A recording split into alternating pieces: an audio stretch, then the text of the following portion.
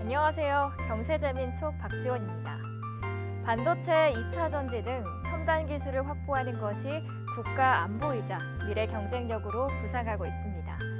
핵심 기술력을 둘러싼 미국과 중국 간의 패권 경쟁이 나날이 심화되고 있고요. 그에 따라 수출을 주력 성장 엔진으로 삼아온 우리나라의 자리가 위태로워지고 있기 때문입니다. 오늘 경세재민촉에서는 국가 R&D 전략을 강화해서 우리의 생존 전략을 찾는 방안, 한국산업기술평가관리원 전윤종 원장과 함께 이야기해 보겠습니다.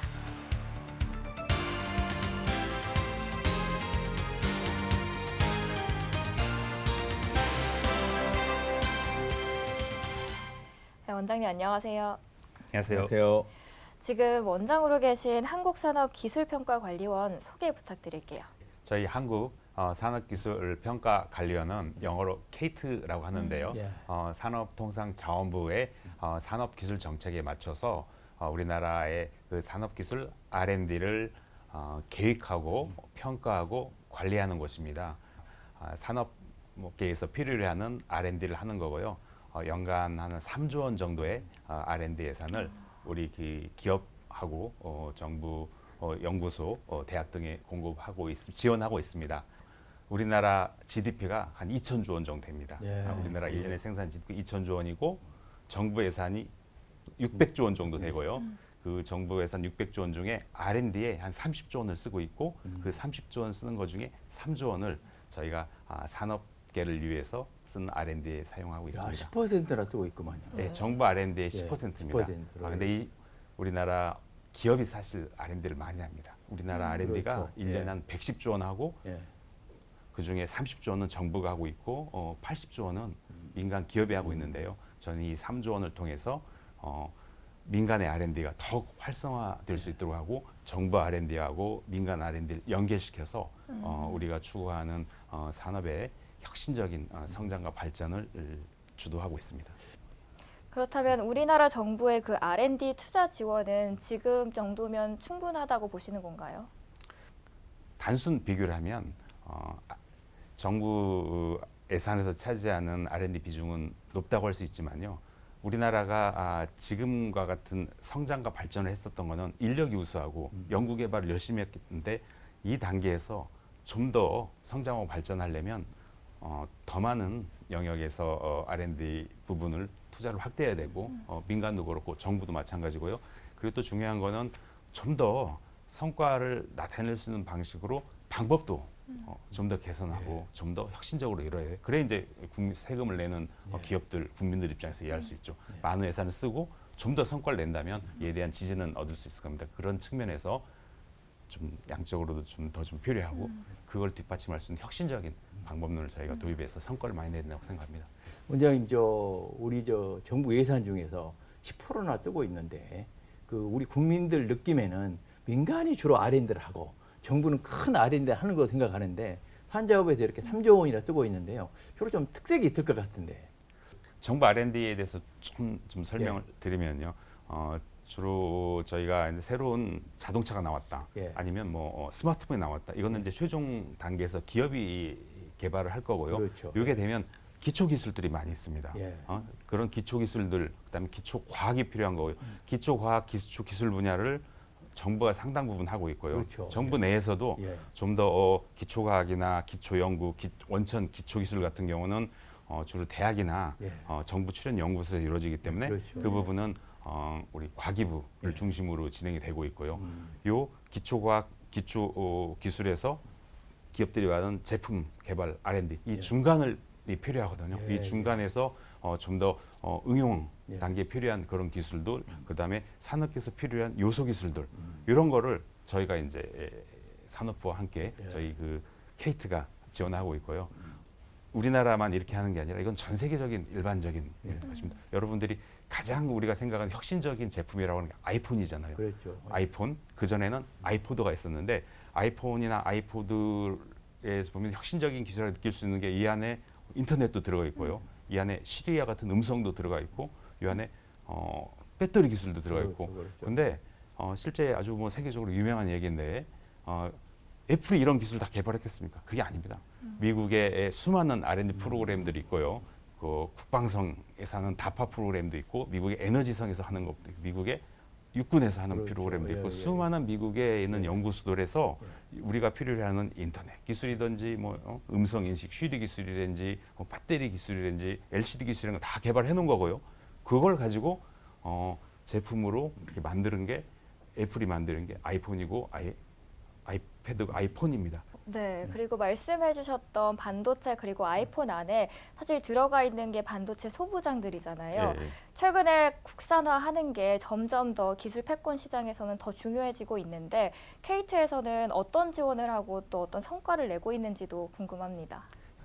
사실 19년에 일본이 반도체 핵심 3대 그렇죠. 소재에 대해서 예, 예. 수출 규제했을 때 상당히 충격이 컸습니다. 우리가 그 전에도 소재 부품 장비가 중요하다고 그래서 특별법도 만들어서 지원했는데요. 그때 일본 수출 규제라면서 정말 우리가 소재 부품 장비를 국내에서 생산해야 됐다는 걸 필요성을 우리 많은 국민들도 느끼고 기업들도 같이 느끼고 그랬는데, 이걸 잠깐 좀 배경 설명해 드리면, 우리가 이제 우리나라가 지금 보면 성장해 온 배경을 보면요. 제일 처음에는 사실 우리가 임가공을 통해서 했잖아요. 노동력, 우수한 인력을 통해서 하다가 그 다음에 우리가 제일 잘하는 게 공정 기술을 잘해요. 모아가지고 완제품 만드는 걸 잘하다 보니까 가장 그 대표적인 완제품 자동차고요. 그 다음에 전자제품이고, 자동차 전자제품을 만드는 과정에서 필요로 하는 소재랄지 부품을 사실 해외에서 많이 조달했어요. 일본이나 아니면 미국이나 이런 데서 해왔고, 또 한편으로는 생산 원가가 올라가면서 또 중국이나 동남아로 가가지고, 그러니까 값싼 원자재나 부품은 중국이나 동남아에서 가져오고, 좀 기술력이 필요한 거는 독일이나 일본이나 미국에서 가져오고, 그 대신 우리는 다 모아가지고 완성품을 만들어서 해외 수출도 하고 국내 소비에도 사용되는, 이거를 이제 한마디로 말하면 소재 부품 장비를 해외에서 조달하고 완성품을 국내 생산해서 글로벌 시장을 저희가 차지하는 그런 경제 모델이었는데, 딱 일본 수출 규제를 보면서 이런 식의 모델은 좀 한계가 있다. 핵심 필요로 하는 전략적으로 필요한 전략 기술, 그다음에 필수 자원은 우리가 꼭 확보해야 되겠다. 이런 필요성을 저희도 느꼈지만 기업도 같이 느꼈어요. 그래서 우리가 가장 앞서 나가는 반도체도 어떻게 보면 최종 완성품, 우리나라가 자랑하는 삼성전자나 SK 하이닉스가 최종 완제품 단계를 맡고 있고요. 거기에 들어가는 순환 수제 부품 장비는 꼭 국내에서 생산하는 경우도 있고 해외에서 조달하는 경우도 있는데, 정말 필요한 건 해외에서 조달도 중요하지만 국내 생산이 있어야겠다, 이런 걸 그걸 느꼈죠. 그럼 방법은 어떤 게 되냐? 왜 저는 애 못했냐 그러면, 가장 일본, 예를 들면 일본이 딱 한 게 3개거든요. 불화소수, 폴리이미드, 그다음에 EUV 포토레지스트라는 건데, 불화소수 같은 경우는 국내에 이런 걸 만들 수 있는 기술이 있는 기업이 있어요. 네. 있다 하더라도 실제 이 기술이 있는 거하고 제품으로 하려면 중간에 실증 과정이 필요해요. 그 삼성전자나 하이닉스 이런 걸 써봐야 돼. 그 수많은 시행착오를 거쳐서 그래 완제품이 나와야 그 수율도 좋고 품질이 좋은 제품이 나올 수 있는데, 그 소재 부품 장비 산업을 우리가 육성한다고 했지만 기업 차원에서는 당장 편한 값싼 제품, 기술력인 제품 해외에서 조달했기 됐지, 국내 이런 이 공급업체들하고 협력이 잘 이루어지지 않는데, 바로 이제 일본 수출 규제가 그 한계의 문제점을 보여준 거예요. 그래서 이제 저희가 가장 먼저 한 게 수요 기업들, 그다음에 국내 기술력 있는 공기업들 간에 이렇게 연결시켜 주는 거예요. 왜냐면 일본이 그 수출 규제를 2019년도에 한 이후로, 솔직히 말씀 우리가 정부가 법도 만들고 예산도 엄청나게 지원해가지고 소부장을 육성한다고 노력을 많이 하지 않습니까? 예. 최근에 들어보니까 우리 그 케이스에서 그런 새로운 성공한 이런 결과물을 소개하는 걸 좀 만드셨다면서요? 예, 저희가 소부장 하면 좀 전에 말씀드렸던 일본 수출 규제 3개 제품에 대해서 성과 나온 거를 불화소수나 포토레지스트 이쪽 성과 나온 거를 설명을 해봤는데, 그래도 국민들 입장에서는 그렇죠. 전반적인 큰 그림이 좀 쉽게 설명해달라고 해서 지금 11월 달에 카타르에서 월드컵이 있지 않습니까? 월드컵 생각하면 11명의 선수가 뛰는 거죠. 네. 감독하고 저희가 이제 그 개념을 케이트가 주장이다. 케이트가 주장이고 10명의 선수들을 소부장 성과로 해가지고 쭉 모아봤습니다. 10개 국민들이 이해할 수 품목이 있게. 나옵니까? 예. 10개 기술이? 10개의 기술하고 성과가 나오고요. 그래요. 예. 그게 이제 축구 선수처럼 된 거고요. 첫 번째는 일본 그 수출 규제 예. 3대 품목의 자립화. 예. 두 번째는 수입 보존 100대 핵심품의 공급 안정화. 세 번째는 히토류 있죠. 예. 이 자원 히토류. 모기화에 대한 대비. 네 번째는 반도체 특수가스에 대한 공급망 안정화. 그럼 이제 원장님, 그런데 우리 11명 이렇게 플레이어들이 열심히 뛰고 있는데 말이죠. 우리는 무역이 지금 적자를 보고 있단 말이에요. 이 부분을 어떻게 풀어야 됩니까? 우리나라가 사실 무역을 통해서 성장해왔고 처음에는 성장기에는 보면 한 70년대, 80년대, 90년대까지 저희가 이제 적자가 많이 발생하다가 네. 그 다음에 지난 한 20년 동안은 이제 흑자를 많이 하다가 최근에 이제 상당히 좀 적자단 어려움이 말이에요. 했는데요. 뭐 원인은 여러 가지 있는 것 같습니다. 뭐 아무래도 이제 저희가 석유와 같은 원료 자원을 많이 수입해왔는데 그 원가가 많이 올라서 그런 것도 있고 저희가 전통적인 시장이라고 할 수 있는 중국 시장 같은 경우가 지금 코로나 때문에 상당히 좀 위축돼도 이런 원인도 있지만 가장 본질적으로는 저희가 경쟁력을 갖춰야 되는 거예요. 네. 그 경쟁력의 원천은 기술 혁신에서 온다고 생각합니다. 주로 우리 같은 R&D를 통해 가지고 우리가 지금 반도체나 2차 전지나 자동차 같은 상당히 앞서가는데 여기서 좀 더 초격차를 가져오고 있고 가져와야 되고 전통적인 부분이라고는 뭐 철강이나 화학이나 이런 분야에서 디지털하고 그린에 대한 시대적인 기술적인 전환에 빨리 적응해서 우리가 좀 더 원천적인 기술 경쟁력을 갖추고 그거를 기술 경쟁으로 안 되고요. 실제 제품으로 연결해 주고는 요게 또 혁신 역량인데 네. 그런 부분을 집중적으로 해야 그래야 우리가 중장기적인 경쟁력을 갖출 수 있고 지금의 좀 적자 국면을 좀 극복할 수 있는 거고요. 좀 더 단기적인 노력은 좀 정책 당국에서 할 수 있는 것 같습니다. 그 단기적으로 좀 저희가 마케팅을 강화한다거나 새로운 시장에 대한 개척을 강화한다거나 그리고 좀 더 에너지 효율화를 통해서 원유 부분 이런 데 수입을 줄이는 부분은 좀 더 단기적인 노력이 필요한 거고요. 좀 더 본질적인 거는 역시 좀 더 혁신적이고 성과적이고 사업에 연결될 수 있는 그런 R&D를 통해서 우리가 경쟁력을 높이고 국가기능을 높이고 혁신 역량을 강화하는 데 있다고 생각합니다. 아무래도 지원해 주시는 기업들이 중소기업들도 있고 대기업들도 있을 것 같습니다. 그 안에서 좀 불균형이 저는 걱정이 되는데 상위 10%의 대기업 R&D 투자 비용이 이제 하위 10%에 비해서 무려 160배나 차이가 난다고 하더라고요. 그런데 우리 시장, 우리 안에서는 또 중소기업이 차지하는 비중도 99%가 넘고 있는데 이렇게 기울어진 운동장을 좀 평탄하게 만들기 위해서는 어떤 노력을 하고 있는지.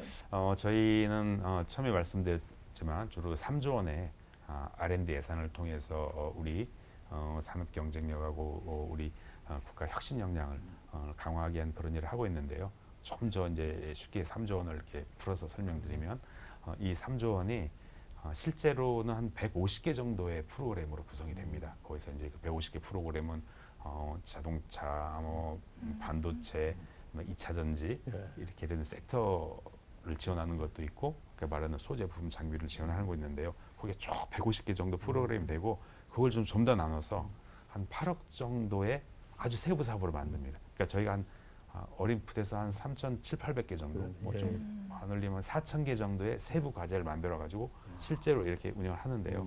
그 중에 대기업에 가는 거는 실제로 한 5%가 안 됩니다. 5%가 안 되고 중견 기업들, 중소기업들이 나머지는 다 간다고 이렇게 보시면 되고요. 그 대신 제가 좀 전에 소부장, 소체 장비에서도 대기업, 중소기업 협력 프로그램이 중요하다고 그랬죠. 그 대신 대기업은 많이 참여를 시킵니다.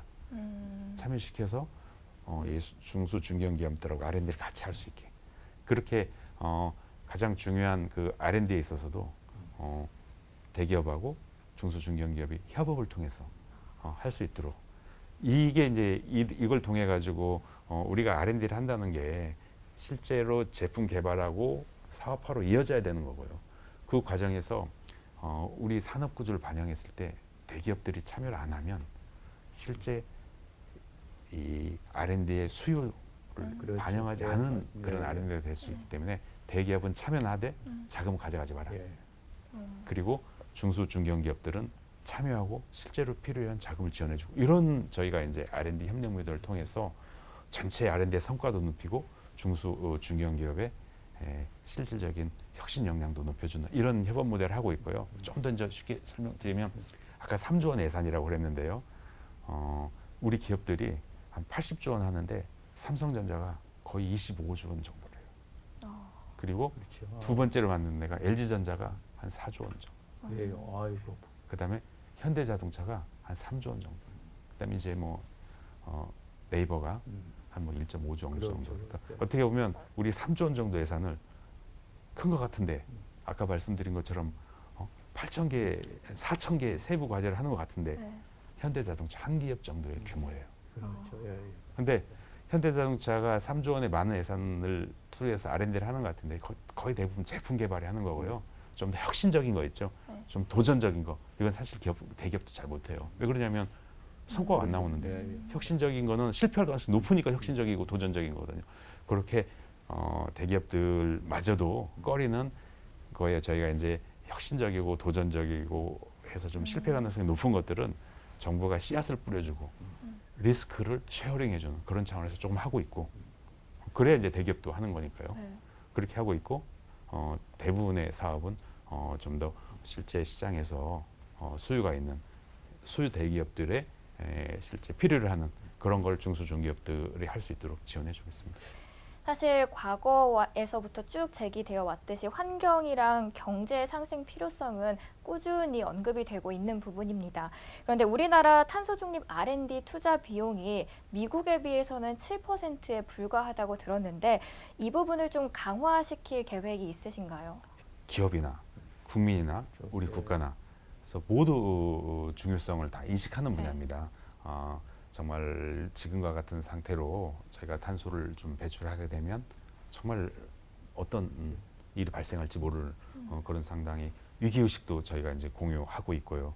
그래서 이길 방법은 탄소 그러니까 저희가 탄소를 배출을 안 하는 방법하고 그렇다고 해서 저희가 경제 활동을 안 할 수는 없는 거고요. 네.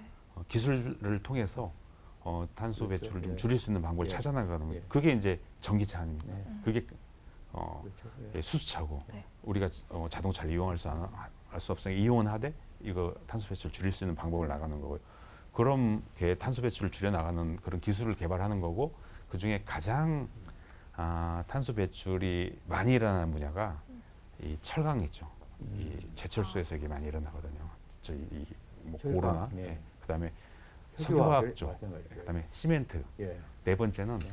반도체 디스플레이 분야. 반도체. 반도체 디스플레이 부분에 우리나라가 워낙 규모가 큰 공장들이 많다 보니까 전기를 많이 사용하고요. 그렇죠. 그 전기를 사용하는 과정에서 생산하는 과정에서 CO2 배출이 많잖아요. 그래서 주로 이제 특히 이 탄소를 줄일 수 있는 그런 기술 개발들이 필요한데 가장 협정적으로 다 배출 업종이라는 이 4개 업종에 대해서 저희가 좀 더 집중적인 기술 개발, 연구 R&D를 지원하기 위해서 노력하고 있고요.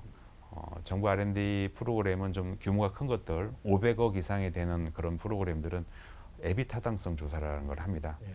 이게 정말 필요한지 그리고 정말 성과를 나타낼 수 있지 애비 타당성 조사를 하는데 이 4개 다배출 업종에 대한 혁신적인 기술 개발을 하기 한 10년 정도의 R&D 프로그램을 좀 만들어서 애비 타당성 조사가 거의 좀 마무리 단계에 됐고 그렇게 되면 좀 내년부터 기존에도 이제 많이 해왔고요. 기존에도 그 탄소 중립 기술 개발을 많이 해왔는데 좀 더 4개 다배출 업종을 묶어가지고 효과적이고 좀 더 성과가 높일 수 있는 좀 더 집중적인 자원을 투자하는 그런 R&D를 진행할 계획입니다.